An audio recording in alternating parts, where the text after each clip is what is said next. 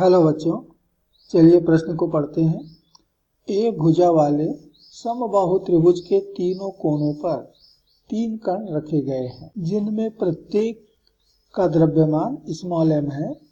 इस निकाय के कारण m द्रव्यमान के एक अन्य कण पर लगने वाला बल ज्ञात कीजिए, जो a अर्थात प्रश्न का प्रथम भाग एक भुजा के मध्य बिंदु पर रखा गया है, बी अर्थात प्रश्न का दूसरा भाग त्रिभुज के केंद्र पर रखा गया है।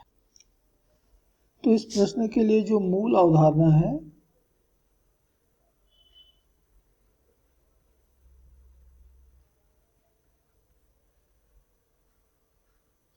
वह है गुरुत्वाकर्षण बल।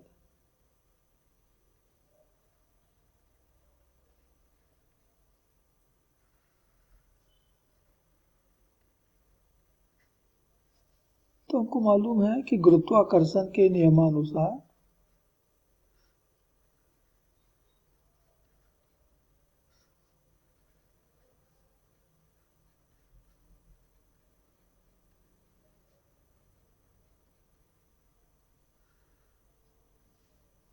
यदि दो कण जिनके द्रव्यमान m1 और m2 हैं और एक दूसरे से r दूरी पर रखे गए हों, तो इनके बीच का जो गुरुत्वाकर्षण का बल होता है m1 m2 पर और m2 m1 पर एक आकर्षण का बल आरोपित करता है। मान लेते हैं कि F है, तो ये F बराबर दी जाती है g m1 m2 बटे r का वर्ग। तो दिया गया प्रश्न इसी सिद्धांत पर आधारित है, इसी अवधारणा पर आधारित है। एक समबाहु त्रिभुज है जिसकी प्रत्येक भुजा की लंबाई a है और इसके तीनों शीर्षों पर m द्रव्यमान के कण रखे गए हैं।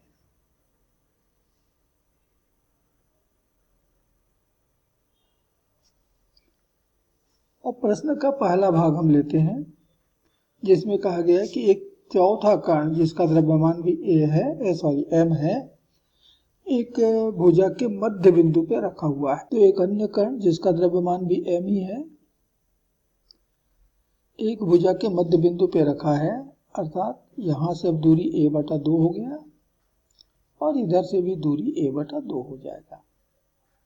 अब हमें इसी कण के ऊपर कुल कितना गुरुत्वाकर्षण का बल आरोपित होगा, ये हमको ज्ञात करना है। तो चलिए हम त्रिभुज का नाम दे देते हैं।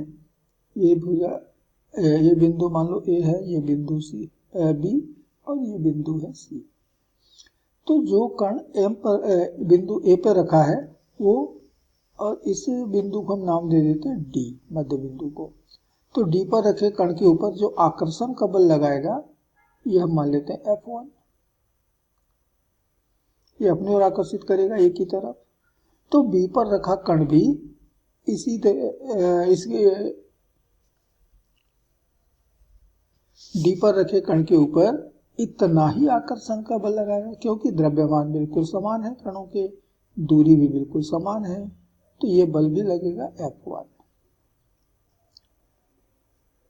और C पर रखा जो कण है वो भी D पर रखे कण को अपनी ओर आकर्षित करेगा, तो इस बल को हम मान लेते हैं F2। अब यहाँ पर हम निर्देश अक्ष मान लेते हैं कि यह हमारा x अक्ष, यानी इस दिशा को x अक्ष मान लिया, इस दिशा को y अक्ष मान लिया। तो इस दिशा के जो भी सदिश होंगे हम उनको i कैप से दर्शाएंगे, लेकिन इसके विपरीत वाले को माइनस i कैप से दिखाएंगे। ठीक इसी तरह से इस तरफ वाले जो सदिश होंगे वो j कैप, और इधर वाले जो विपरीत दिशा वाले जो सदिश होंगे वो माइनस j कैप। तो इन सारे सदिश नियमों का पालन करते हुए अब इन सारे बलों का हम गणना कर लेते हैं। थोड़ा सा मैं संकेत बदल रहा हूँ। A की तरफ जो बल लगा है F1, B ने जो बल लगाया है वो F2 और C ने जो बल लगाया है वो F3 मान लेते हैं। यानी 3 बल यहाँ पर लगे हुए हैं। तो शीर्ष A पर स्थित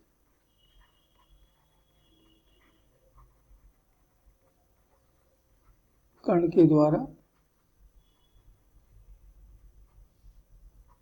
आरोपित बल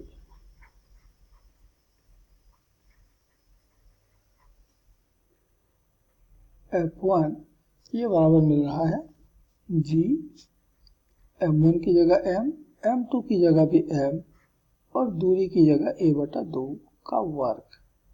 और ये बल लग रहा है ऋण i कैप की दिशा में। इसी तरह से शीर्ष B पर स्थित कण के द्वारा आरोपित बल।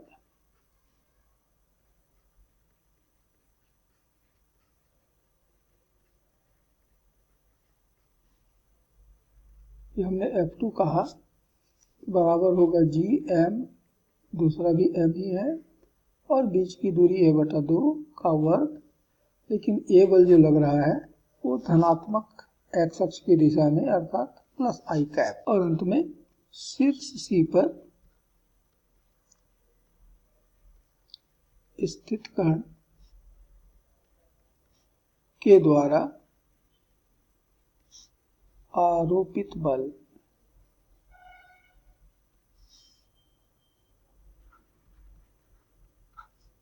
ये हमने कहा F3, तो बराबर जाएगा G, दोनों के द्रव्यमान m है। हाँ, अब बीच की दूरी जो होगी वो हो जाएगा CD के बराबर का वर्ग, और ये बल लग रहा है प्लस J कैप की दिशा में। यहाँ हमें CD का मान निकालना होगा। इसके लिए हम त्रिभुज ACD का उपयोग करते हैं। तो त्रिभुज ACD में चित्र में देखिए, AD का वर्ग धन CD का वर्ग बराबर AC का वर्ग। पाइथागोरस प्रमेय लगाया तो AD, ये तो a/2 है, वर्ग किया तो आ गया a²/4 धन CD का वर्ग, ये तो हमको ज्ञात करना है, बराबर हो गया AC, ये a के बराबर है तो a वर्ग, और इसलिए CD वर्ग ये बराबर हमको मिल गया a वर्ग ऋण a²/4 अर्थात 3a²/4। तो चलिए F3 के सूत्र में हम CD वर्ग का मान रख देते हैं 3a²/4। तो बल F3 हमको मिल गया GMM बटा 3a²/4 में ऊपर कर देता हूँ, और दिशा तो मालूम है J कैप की दिशा में है, और इसलिए D पर रखे कण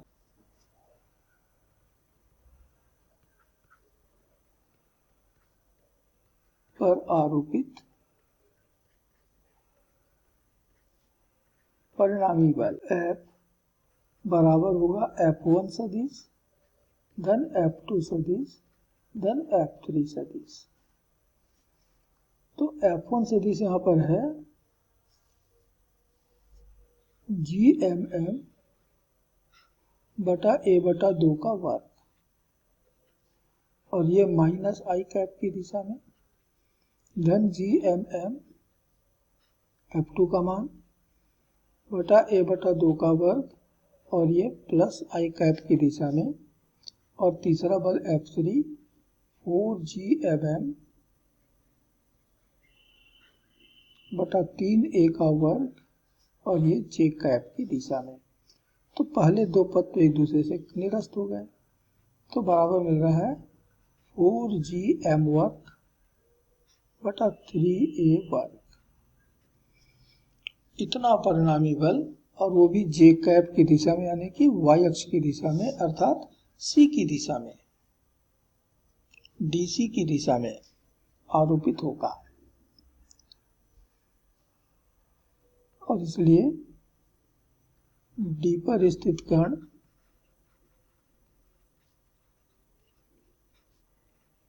पर गुरुत्वाकर्षण बल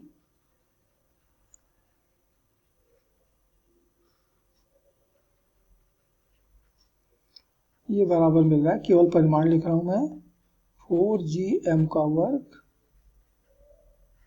बटा 3a का वर्ग, और ये प्रश्न के भाग A का उत्तर होगा। अब हम प्रश्न के दूसरे भाग में आते हैं, B।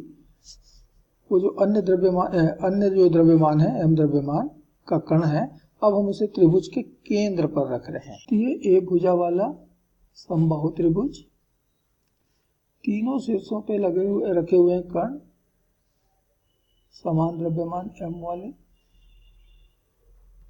और त्रिभुज के केंद्र पर भी एक कण रख दिया हमने उतना ही द्रव्यमान का। शीर्ष हम फिर से वैसे ले लेते हैं ABC। तो जो कण शीर्ष A पर रखा है वो इस पर अपनी ओर आकर्षण का बल लगाएगा F1, ये अपनी ओर लगाएगा F2 और ये अपनी ओर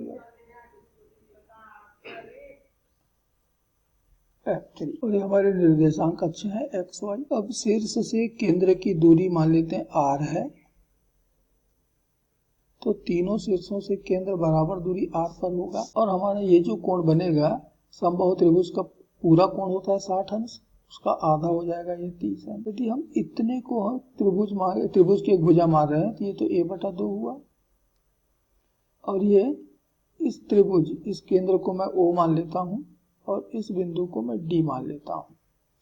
तो AOD में एक कोण D हमारा समकोण है।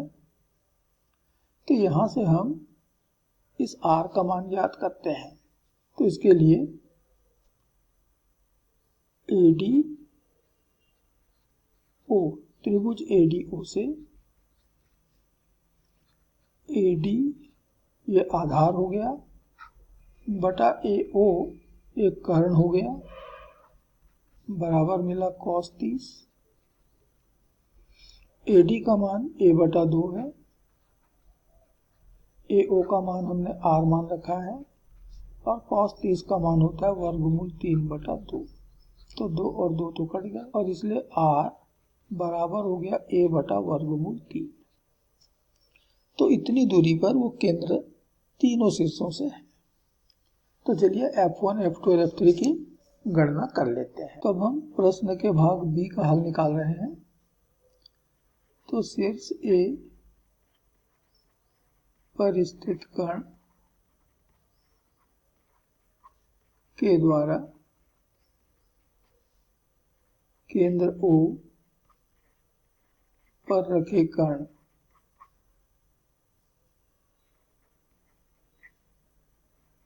पर आरोपित बल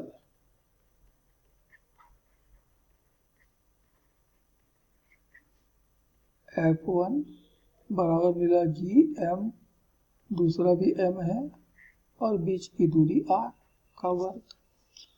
तो इतना ही हमारा F2 भी होगा, ध्यान देना, इतना ही हमारा F3 भी होगा। परिमाण में दिशाएं अलग अलग है, परिमाण में सब बराबर है। तो ये बराबर हो गया G_M का वर्ग, और R का वर्ग हम करें यहाँ से तो ये हो जाएगा A वर्ग, और वर्गमूल 3 का वर्ग 3 ही आ जाएगा ऊपर। तो ये हो गए हमारे तीनों बलों के मान, केवल मान। अब हम दिशा के साथ उसको मालूम करेंगे। इस F1 के दो घटक मिलेंगे। ये कोण यदि 30 डिग्री का है तो ये कोण भी हमारा 30 डिग्री का होगा। तो इधर मिलेगा F1 cos 30 बल का घटक, इधर मिलेगा F1 sin 30। इसी तरह से F2 के लिए भी ये कोण हमारा 30 डिग्री का है, तो इधर मिलेगा F2 cos 30, और इसी का इस तरफ एक घटक मिल जाएगा, ये हो जाएगा F2 sin 30। और इसलिए D पर रखे कण पर परिणामी बल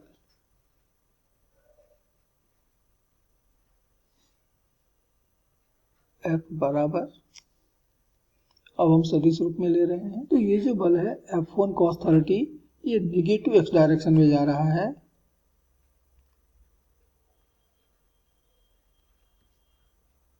अर्थात -i कैप की दिशा में। ये F1 sin 30 और F2 sin 30 ये दोनों के दोनों निगेटिव y डायरेक्शन में है। तो F1 sin 30 plus F2 sin 30 ये दोनों के दोनों नेगेटिव y डायरेक्शन में, यानी -j की दिशा में। और प्लस ये F2 cos 30, ये पॉजिटिव x डायरेक्शन में है, तो F2 cos 30 और ये हो जाएगा i कैप की दिशा में, और प्लस F3 ये हमारा j की डायरेक्शन में है। ध्यान देना कि F1, F2, F3 सब बराबर है, और इसलिए F1 cos 30 minus i cap और F2 cos 30 plus i cap ये तो एक दूसरे को कैंसिल कर देंगे। ये F1 sin 30 और F2 sin 30 ये भी आपस में बराबर ही है, तो हम इसको लिख सकते हैं दो बार आ गया। F1 की जगह F2 या F2 की जगह F1 रख दोगे तो F1 sin 30 ये भी हो गया और ये भी F1 sin 30 हो गया। तो 2 F1 और F1 का मान मैं लिख रहा हूं GM वर्ग 3GM वर्ग बटा A वर्ग, और cos 30 का मान हो जाता sin 30 का मान हो जाता है 1/2, और इसकी दिशा है माइनस j कैप की तरफ, और F3 का मान हो गया 3GM वर्ग बटा A वर्ग, और ये हो गया j कैप की दिशा में। तो ये दो और ये दो तो कट गए, तो क्या बचा 3GM वर्ग बटा A वर्ग माइनस j कैप की तरफ, और 3GM वर्ग बटा A वर्ग प्लस j कैप की तरफ। ये तो पूरा का पूरा ही कट गया, अर्थात 0। तो केंद्र पर रखे कण के ऊपर जो परिणामी बल होगा वो 0 होगा, और ये हमारे दूसरे भाग का उत्तर है। तो इस तरह से हमने दोनों भागों के हल प्राप्त कर लिए हैं। आशा करते हैं कि आपको समझ आया होगा। धन्यवाद।